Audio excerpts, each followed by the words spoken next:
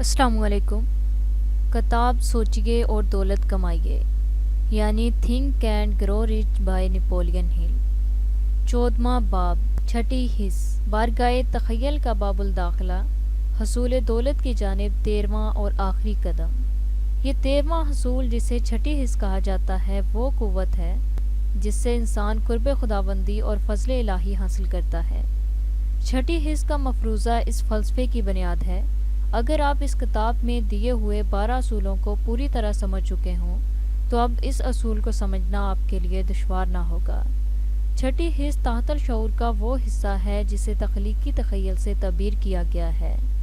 اسے وہ اعلی وصولی بھی کہا جاتا ہے جس میں نئے خیالات، نئے لائحہ عمل وصول کیے جا سکتے ہیں اور وجدان اور الہام پیدا ہوتے ہیں۔ ہر شخص چھٹی حص کے اصول سمجھ نہیں سکتا، کیونکہ جب تک فلسفہ کا مطالعہ نہ کیا گیا ہو کوئی یہ نہیں جان سکتا کہ چھٹی حص ہوتی کیا ہے۔ چھٹی حص ایک اکتسابی حص ہے جسے ذاتی غور و فکر اور تجسس سے حاصل کیا جاتا ہے۔ یہ بالکل اندرونی فعل ہے جس کے بارے میں یہ بھی کہا گیا ہے کہ یہ ایک روحانی رابطہ ہے جو ذہن انسانی کو ذکاوت مطلق سے ملاتا ہے۔ اس کتاب کے پچھلے اوراق کے مطالعہ کے بعد غالباً یہ بیان یہاں قابل قبول ہوگا کہ چھٹی حص آپ کو آنے والے خطرات سے آگاہ کرتی ہے اور ترقی کے مواقع کا مسردہ سناتی ہے۔ گویا یہ آپ کے لیے فرشتہ رحمت اور رہبر زندگی ہے یا بن سکتی ہے، بشرط یہ کہ آپ اس کو ترقی دیں اور اسے اپنا رہبر اور ہادی بنا لیں۔ خواہ آپ کو اس بیان پر یقین ہو یا نہ ہو، لیکن جو کچھ اوپر بیان کیا گیا ہے وہ صحیح ہے۔ آپ کی چھٹی حص آپ کی اپنی عقل و فہم سے استفادے کا ذریعہ ہے، اور اس کتاب میں دی ہوئی ہدایت پر عمل کر کے آپ اسے ترقی دے سکتے ہیں۔ اس کتاب کا مصنف نہ تو معجزوں کا معتقد ہے نہ اس کا پرچار کرنے والا، لیکن یہ اس کا ایقان ہے کہ قدرت عموماً اپنے قوانین بدلا نہیں کرتی۔ البتہ اس کے بعض قوانین ایسے ہیں جن کے نتائج یا جن سے ظاہر ہونے والے واقعات معجزات سے کم نہیں، کیونکہ ہم ان کی ترجیحات نہیں کر سکتے۔ یہی حال چھٹی حص کا ہے، جس کے اصول اور اعمال کے ضوابط سے ہم لا علم ہیں، اس لیے ہمیں اس کا وجود معجز نما معلوم ہوتا ہے۔ اس کتاب کے مصنف کو اس کا یقین ہے کہ کسی خالق حقیقی کے حکم کے بغیر نہ تو کوئی پتا ہل سکتا ہے اور نہ ہی کوئی خاک کا ذرہ اڑ سکتا ہے۔ یہی خالق حقیقی ذکاوت مطلق کی صورت میں تخم سے درخت اگاتی ہے۔ زمین کی کشش کے قوانین کے تحت پانی کو بلندی سے پستی کی طرف بہاتی ہے۔ رات کے بعد دن کا آنا اور سردیوں کے بعد گرمیوں کا موسم، یہ سب اسی قوت لامحدود کی قدرت ہے جس کے مقام مقررہ اور روابط منضبط ہیں۔ اسی ذکاوت مطلق سے خواہشات اور عزائم کو حقیقت میں تبدیل کرنے میں مدد لی جا سکتی ہے۔ یہ مصنف کا تجربہ ہے۔ ذاتی تجربہ کی اس قوت کی مدد سے خیال عمل میں بدلا جا سکتا ہے۔ گزشتہ 12 ابواب کے بعد رفتہ رفتہ آپ اس باب تک پہنچے ہیں جہاں چھٹی حص کا اصول آپ کے سامنے پیش کیا گیا ہے۔ اگر آپ نے پچھلے 12 اصولوں کو پوری طور پر سمجھ لیا ہے تو بلا شبہ آپ اس دعا کی صحت کو تسلیم کر لیں گے اور اس باب میں دیے ہوئے اصولوں کو سمجھ لیں گے۔ لیکن اگر آپ نے پچھلے ابواب کے سارے اصول اچھی طرح نہ سمجھے ہوں تو آپ کو چاہیے کہ پہلے انہیں خوب سمجھ لیں تاکہ آپ اس باب کے مندرجہ امور کے بارے میں رائے قائم کر سکیں۔ آیا کہ یہ حقیقت ہے یا افسانہ؟ انسان کی زندگی میں ایک زمانہ آتا ہے جب وہ طریق کی نامور شخصیت کی پرستش کرتا رہتا ہے اور چاہتا ہے کہ وہ ان کی تقلید کرے۔ چنانچہ مصنف کا یہ تجربہ ہے کہ اس کی شخصیت کی بڑائی میں اعتقاد نے اسے یہ قوت بخشی کہ وہ تقلید کرنے لگا۔ جب یہ زمانہ گزر گیا تو مصنف نے محسوس کیا کہ جو انسان خود بڑا نہیں بن سکتا، اس کے لیے دوسری بہتر چیز یہ ہے کہ وہ حقیقی طور پر شہرت یافتہ بڑے لوگوں کے خیالات اور عمل کی حد تک جہاں تک ممکن ہو تقلید کرے۔ اس کے لیے عملی طریقہ یہ ہو سکتا ہے کہ آپ دنیا کی نامور ہستیوں میں سے چند کو چن لیں جنہیں آپ حقیقت میں بڑا قابل قدر اور عزت دار سمجھتے ہیں، یعنی ایسے جن کی خوبیاں آپ قابل تقلید تصور کرتے ہوں۔ آپ ان کے حالات زندگی، ان کے کارناموں سے پورے طور پر واقف ہو جائیں، پھر ہر شب سونے سے پہلے انہیں اپنے تصور میں لے آئیں۔ ایسا محسوس کریں کہ آپ اس جلسے کی صدارت کر رہے ہیں۔ ایسے جلسوں میں آپ اپنے آپ کو بہتر بنانے اور اس کمی کو دور کرنے کی کوشش کریں جو آپ میں بمقابلہ آپ کی منتخب شخصیت کے اندر موجود ہے۔ آپ یہ بھی جانیں کہ دولت حاصل کرنے میں ان شخصیت کو کیا دشواریاں پیش آئیں اور وہ ان پر کیسے غالب آ گئے، اور آپ کی موجودہ مشکلات پر آپ ان حالات کی روشنی میں کیسے قابو پا سکتے ہیں۔ ذاتی تحریک کی مدد سے اپنے خصائل کی تعمیر۔ انسان کے موجودہ خصائل اور عادات اس کے خیالات اور خواہشات کا آئینہ ہوتے ہیں، اور یہ بھی واقعہ ہے کہ گہری خواہش اظہار کی متمنی رہتی ہے تاکہ وہ اپنے مادی معاون میں خود کو تبدیل کرے۔ یہ بھی مسلمہ امر ہے کہ انسان ذاتی تحریک کے بنا پر اپنے خصائل درست اور نادرست کر سکتا ہے۔ ان اصولوں سے واقفیت آپ پر یہ واضح کر دے گی کہ ذہن کس طرح بہتری یا خرابی کے لیے استعمال کیا جا سکتا ہے۔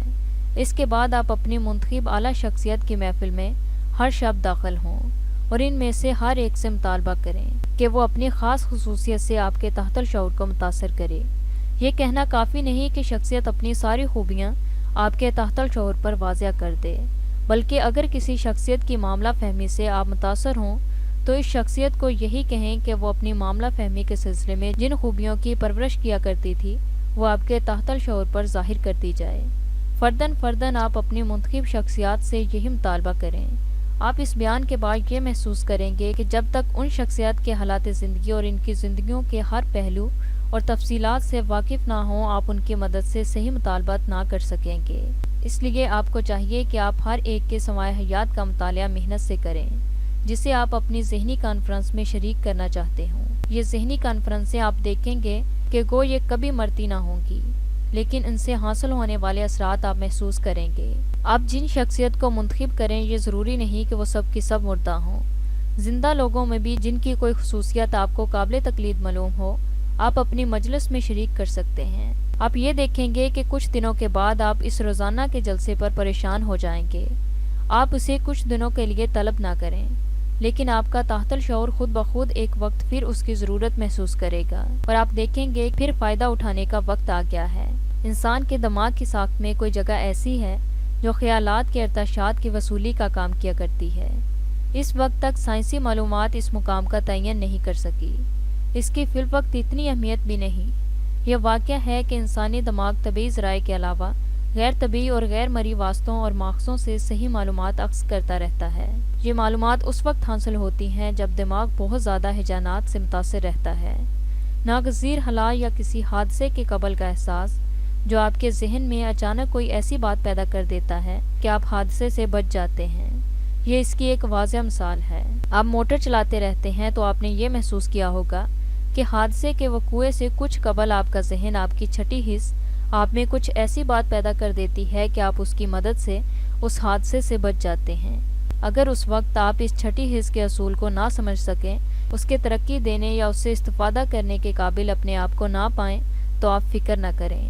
اس حس کے بارے میں آپ اس وقت زیادہ عمدگی سے معلوم کر سکیں گے جب آپ 40 سال کی عمر سے تجاوز کر جائیں گے۔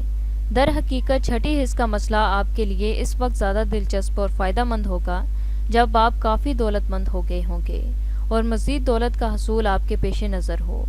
ہینری فورڈ اس اصول کی اہمیت سے واقف ہے۔ اس کی کاروباری زندگی کے لیے اس کا جاننا اور اس سے استفادہ کرنا ضروری ہے۔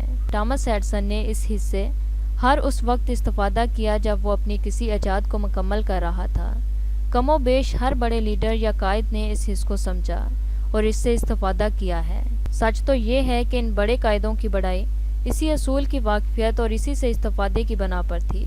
چھٹی حس ایسی کوئی چیز نہیں جو انسان اپنے اختیار سے رکھے یا نکال دے۔ انسان کی زندگی میں ایک وقت ایسا آتا ہے جب یہ خود بخود اپنے اثرات دکھانے لگتی ہے۔ عموماً یہ وقت انسان کے 40 سال کے بعد کا زمانہ ہوتا ہے، کیونکہ چھٹی حس کا تعلق روحانی احساس سے ہے۔ اس لیے جب تک انسان کے ذہن اور دماغ میں پختگی نہ آ جائے، اس حس کو برسر کار آتا دیکھا نہیں گیا۔ قطع نظر اس کے کہ آپ کیا ہیں اور آپ کیا کرتے ہیں، اپنی کس مقصد کے لیے یہ کتاب پڑھی ہے، یہ بات یقینی ہے کہ حصول اور اجتماعی دولت میں آپ اس حصول سے فائدہ اٹھا سکتے ہیں۔ اس کتاب میں چھٹی حس کے باب کو اس لیے شریک کیا گیا ہے کہ کتاب کا مقصد اس فلسفے کو مکمل صورت میں پیش کرنا تھا جس سے ہر فرد اپنی زندگی کو کامیابی کے ساتھ گزار سکے اور زندگی سے جو وہ چاہتا ہے اسے حاصل کر لے۔ حصول اور کامیابی کا نقطہ آغاز خواہش سے ہے۔ اس کی معلومات کا نقطہ انتہا اپنے آپ کو پہچاننا اور دوسروں کو پہچاننا، قوانین قدرت سے واقفیت اور مسرت کو جاننا ہے۔ یہ پہچاننے اور جاننے کی مکمل صلاحیت صرف چھٹی حس کی واقفیت اور اس کے حصول کے استعمال ہی سے ممکن ہے۔ یہی وجہ ہے کہ ان لوگوں کے جو بہت زیادہ دولت مند بننا چاہتے ہیں اس کتاب کے مندرجہ اصولوں میں اس باب کو شریک کیا گیا ہے۔ جس وقت آپ نے اس باب کا مطالعہ کیا، آپ کے اندر ایک اندرونی رغبت کا احساس پیدا ہوا ہوگا۔ آپ کو بھی اس چھٹی حص کو ترقی دینے یا اس کو استعمال کرنے کا خیال آیا ہوگا۔ خوب، اب آپ پھر 1 ماہ بعد اس کتاب کو پڑھیں۔